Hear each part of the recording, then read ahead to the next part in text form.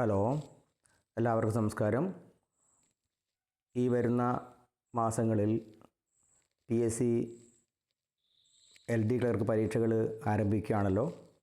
അതുകൊണ്ട് നിങ്ങൾക്കെല്ലാവർക്കും English class എന്ന യൂട്യൂബ് ചാനലിലേക്ക് സ്വാഗതം. അതോടൊപ്പം തന്നെ കുറച്ച് ഇംഗ്ലീഷ് ഇതിനു മുമ്പ് ചോദിച്ച കുറച്ച് ചോദ്യങ്ങൾ ഇവിടെ ചർച്ച ചെയ്യാം.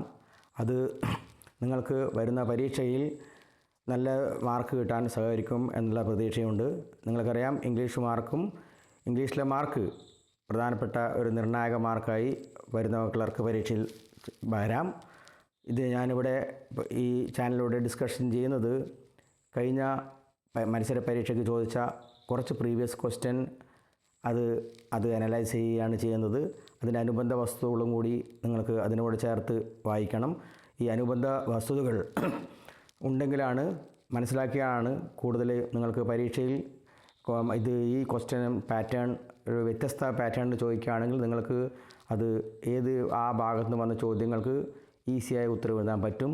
നിങ്ങൾക്ക് കുറച്ച് മാർക്കെങ്കിലും അതിന് നേടിത്തരും എന്നുള്ള പ്രതീക്ഷയോടുകൂടി നിങ്ങളുടെ മുമ്പിൽ പ്രീവിയസ് ക്വസ്റ്റ്യൻ സോൾവ്ഡും അതിൻ്റെ കുറച്ച് അനുബന്ധ വസ്തുതകളും നിങ്ങളുടെ മുമ്പിൽ അവതരിപ്പിക്കുകയാണ്.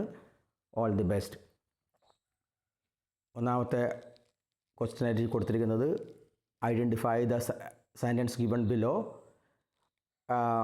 ഉത്തരം കൊടുത്തിരിക്കുന്നത് ഫസ്റ്റ് സെൻറ്റൻസ് ക്വസ്റ്റ്യൻ ഇതാണ്: ഹൗ സ്ട്രേഞ്ച് ഷീ ലുക്സ്. ഈ സെൻറ്റൻസാണ് നിങ്ങൾ തിരിച്ചറിയേണ്ടത്. ഓപ്ഷൻ നോക്കുക. Question answer A interrogative sentence, answer B declarative sentence, C imperative sentence, D exclamative sentence. ഞാനിവിടെ ഉത്തരം കൊടുത്തിരിക്കുന്നത് ഗ്രീൻ മാർക്കിലാണ്. ഇത് ആൻസർ ഈസ് എക്സ്ക്ലമേറ്ററി സെൻറ്റൻസ്. അപ്പോൾ നിങ്ങൾ ചോദ്യത്തിലേക്ക് നോക്കുക. ഹൗ സ്ട്രേഞ്ച് ഷീ ലുക്സ്, അതാണ് ക്വസ്റ്റ്യൻ സെൻറ്റൻസ് ടൈപ്പ്. അത് നിങ്ങളോട് ചോദിച്ചിരിക്കുന്നത് ഏത് സെൻറ്റൻസ് ടൈപ്പിൽ വരുന്ന ടൈപ്പിൽ വരുന്ന ഒന്നാണ് താഴെ കൊടുത്തിരിക്കുന്ന സെൻറ്റൻസ് എന്നുള്ളതാണ്. അത് ഇൻറ്ററോഗേറ്റീവ് സെൻറ്റൻസ് ആണോ, ഡിക്ലറേറ്റീവ് സെൻറ്റൻസ് ആണോ, ഇംപറേറ്റീവ് സെൻറ്റൻസ് ആണോ, എക്സ്ക്ലമേറ്റീവ് സെൻറ്റൻസ് ആണോ? ഇവിടെ നിങ്ങൾ പരിശോധിക്കുന്നത് ചോദ്യകർത്താവ് പരിശോധിക്കുന്നത് നിങ്ങൾക്ക് സെൻറ്റൻസ് ടൈപ്സ് ഇംഗ്ലീഷിൽ മനസ്സിലാക്കിയിട്ടുണ്ടോ എന്നാണ്. നമ്മൾ അറിയാം, ഇംഗ്ലീഷ് ഭാഷ പഠിക്കുമ്പോൾ പല സെൻറ്റൻസ് ടൈപ്പും പഠിക്കുന്നുണ്ട്. അതൊരു ഗ്രൂപ്പായി പഠിക്കുന്ന സെൻറ്റൻസ് ടൈപ്സാണ് interrogative sentence, declarative sentence or assertive sentence, imperative sentence, exclamative sentence. അത് സെൻറ്റൻസിൽ അടിസ്ഥാനപരമായിട്ട് അത് തമ്മിൽ ഓരോരോ വ്യത്യാസങ്ങളുണ്ട്. ആ വ്യത്യാസം മനസ്സിലായെങ്കിൽ മാത്രമേ ഈ ചോദ്യത്തിന് ഉത്തരം നൽകാൻ പറ്റുള്ളൂ. ഇത് നമുക്ക് നിസ്സംശയം പറയാം. ഹൗ സ്ട്രേഞ്ച് ഷീ ലുക്സ്, അവിടെ എക്സ്ക്ലമേഷൻ മാർക്ക് ഉണ്ട്, കണ്ടില്ലേ? അതുകൊണ്ട് തന്നെ അത് എക്സ്ക്ലമേറ്റീവ് സെൻറ്റൻസ് ആണെന്ന് പറയാൻ പറ്റും. പക്ഷേ എല്ലാ സന്ദർഭത്തിലും നമുക്കങ്ങനെ പറയാൻ പറ്റില്ല. രണ്ട് സെൻറ്റൻസിൽ മാത്രമേ നമുക്ക് മാർക്ക് നോക്കിയിട്ട് മനസ്സിലാക്കാൻ പറ്റുള്ളൂ. ഒന്ന് ഇൻറ്ററോഗേറ്റീവ് സെൻറ്റൻസ്, ഒന്ന് എക്സ്ക്ലമേറ്റീവ് സെൻറ്റൻസ്. ഇൻട്രോഗേറ്റീവ് സെൻറ്റൻസ് എന്ന് പറഞ്ഞാൽ നമുക്കറിയാം ക്വസ്റ്റ്യൻ രൂപത്തിലുള്ള സെൻറ്റൻസ് ആണ്. ഞാൻ ഓരോന്നും അവിടെ ഡിസ്ക്രൈബ് ചെയ്തിട്ടുണ്ട്. താഴെ നിങ്ങൾ നോക്കിയാൽ മനസ്സിലാവും. Interrogative sentence are in the form of question and A question mark in the end. അത് ചോദ്യ രൂപത്തിലുള്ള സെൻറ്റൻസ് ആണത്. അതിന് ക്വസ്റ്റ്യൻ മാർക്ക് സെൻറ്റൻസിന് അവസാനം കൊടുത്തിട്ടുണ്ടാകും. അത് നോക്കിയാൽ നിങ്ങൾക്ക് മനസ്സിലാവും എന്താണ് ഇൻട്രോഗേറ്റീവ് സെൻറ്റൻസ്. അപ്പോൾ എക്സാമ്പിൾ കൊടുത്താൽ where are you going. Interrogation എന്ന് പറഞ്ഞാൽ ക്വസ്റ്റ്യനിങ്, ഇൻട്രോഗേറ്റിംഗ് എന്ന് പറഞ്ഞാൽ ക്വസ്റ്റ്യനിങ് ആണ്. ഇൻട്രോഗേറ്റീവ് സെൻറ്റൻസ് എന്ന് പറഞ്ഞാൽ ക്വസ്റ്റ്യൻ രീതിയിലുള്ള സെൻറ്റൻസ് ആണ്. അപ്പോൾ ഇൻട്രോഗേറ്റീവ് സെൻറ്റൻസ് ഇതല്ല ഇവിടെ. അത് രണ്ടാമത്തത് കൊടുത്തിരിക്കുന്നത് നോക്കുക, ഡിക്ലറേറ്റീവ് സെൻറ്റൻസ്. ഡിക്ലറേറ്റീവ് സെൻറ്റൻസ് എന്ന് പറഞ്ഞാൽ നമ്മൾ പ്രസ്താവന രൂപത്തിലുള്ളതോ ഒരു അഭിപ്രായത്തിൻ്റെ രൂപത്തിലുള്ളതോ അല്ലെങ്കിൽ നിർവചനത്തിൻ്റെ രൂപത്തിലുള്ള സെൻറ്റൻസ് ആണ് പ്രസ്താവന വാക്യം എന്ന് പറയുന്നത്. ഡിക്ലറേഷൻ പ്രസ്താവന വാക്യം. ഉദാഹരണത്തിന് the sun rises in the east, അതാണ് പ്രസ്താവന വാക്യം. അപ്പോൾ പ്രസ്താവിക്കുന്ന കാര്യത്തിൽ മാത്രമാണ് ഡിക്ലറേറ്റീവ് സെൻറ്റൻസ് വരുന്നത്. പിന്നെ വരുന്നത് imperative sentence. Imperative sentence is a command or instruction or advice. ഉപദേശത്തിൻ്റെ രീതിയിലോ നിർദ്ദേശത്തിൻ്റെ രീതിയിലോ ഒരു കൽപ്പിക്കുന്ന പോലുള്ള സെൻറ്റൻസ് ആണ് ഇംപറേറ്റീവ് സെൻറ്റൻസ്. അത് ഇംപീരിയൽ എന്ന രാജകൊട്ടാരത്തിലൊക്കെയുള്ള വാക്കുകൾ ഉപയോഗിക്കുന്ന ഇംപീരിയൽ എന്നുള്ള വാക്കിൽ നിന്നാണ് ഇത് വരുന്നത്.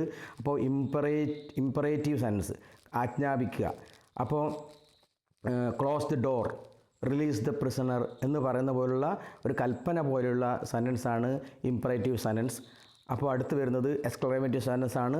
Exclamative sentence shows strong expression or surprise ends with exclamation mark. നമുക്ക് അവർ പറഞ്ഞ പോലെ തന്നെ എക്സ്ക്ലമേഷൻ മാർക്കോടുകൂടി അവസാനിക്കണത് അത് സർപ്രൈസ് ആയിരിക്കണം, സഡൻ എക്സ്പ്രഷൻ ആയിരിക്കണം. അതാണ് example what A wonderful day, exclamation mark കൊടുത്ത് കാണുമല്ലോ.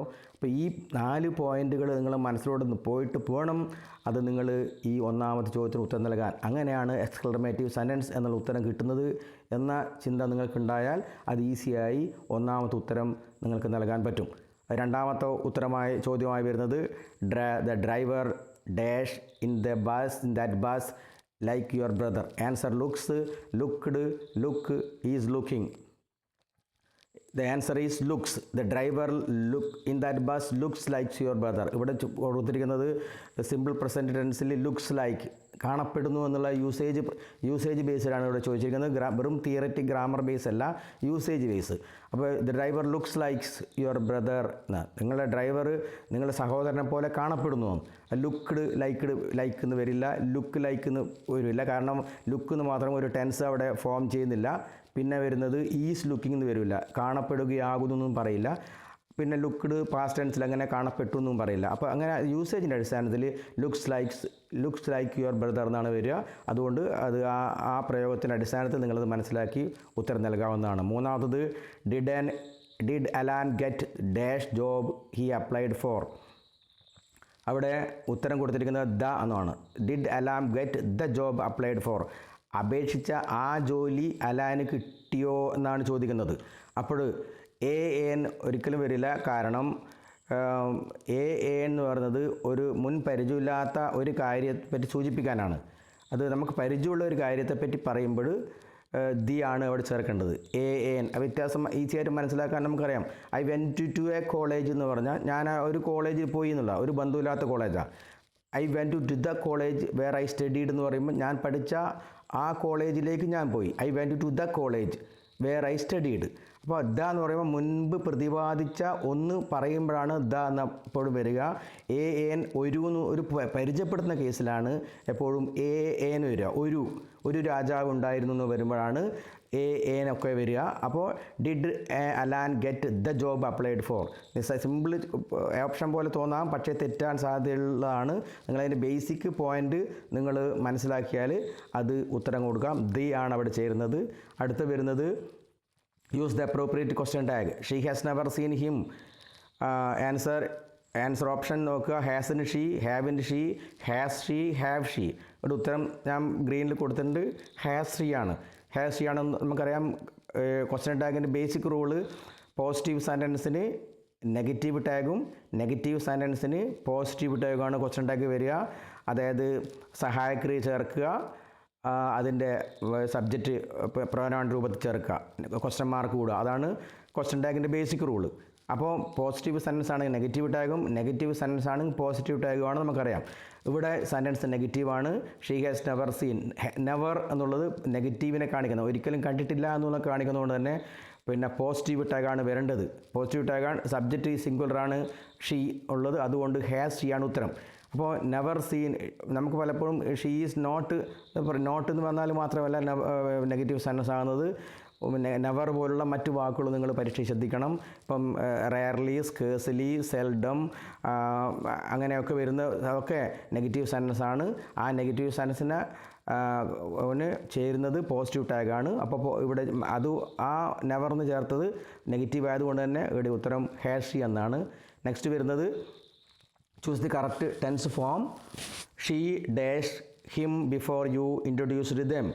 Has met, had met, have met, was meeting. ഇവിടെ ഉത്തരം വരുന്നത് ഹാഡ് മെറ്റ് ആണ്. ഇവിടെ ഇത് സിമ്പിൾ പ്രയോഗത്തിലാണ്. അതായത് രണ്ട് പാസ്റ്റിലെ പൂർത്തിയായ പ്രവൃത്തി ചേർന്നത് പറയണ്ടെങ്കിൽ അതിൽ ആദ്യം ചെയ്ത പ്രവൃത്തി ഹാഡിൽ ചേർത്തുകൊണ്ട് പറയണം. രണ്ടാമത് ചേർന്ന പ്രവൃത്തി സിമ്പിൾ പാസ്റ്റിൽ പറയണമെന്നും റൂളുണ്ട്. ആ റൂൾ വെച്ചാണ് ഇവിടെ പരീക്ഷയ്ക്ക് ചോദിച്ചിരിക്കുന്നത്. She had met him before you introduced them. അതായത് നീ പരിചയപ്പെടുത്തുന്നതിന് മുമ്പ് ഞാൻ അവനെ കണ്ടിട്ടുണ്ടായിരുന്നു എന്ന് വരണം. ഹാസ് മെറ്റ് വരില്ല, കാരണം ഒന്ന് പ്രസൻറ്റും ഒന്ന് പാസ്റ്റും വരില്ല. ഹാവ് മെറ്റും ഒന്ന് ഹാവ് സബ്ജക്റ്റ് സിംഗുലർ ആയതുകൊണ്ട് ഹാവ് വരില്ല, അതുകൊണ്ട് ഒഴിവാക്കാം. വാസ് മീറ്റിംഗ് എന്ന് വരില്ല. അപ്പോൾ പരിചയപ്പെടുത്തുകയായിരുന്നു അല്ലെ കാണുകയായിരുന്നു എന്നിങ്ങനെ ഒരു യൂസേജ് വരില്ല. അപ്പോൾ അതുകൊണ്ട് തന്നെ പാസ്റ്റ് പെർഫെക്റ്റും സിമ്പിൾ പാസ്റ്റും ജോയിൻ ചെയ്യാനുള്ള ഒരു ലെസൺ ഗ്രാമറിൻ്റെ ഭാഗത്തുണ്ട്. അതിൻ്റെ അടിസ്ഥാനത്തിലാണ് ഈ ചോദ്യം ചോദിച്ചിരിക്കുന്നത്. അതുകൊണ്ട് തന്നെ ഈ ചോദ്യത്തിന് ഉത്തരം ഹാഡ് മെറ്റ് എന്ന് നമ്മൾ ചേർത്തിരിക്കണം.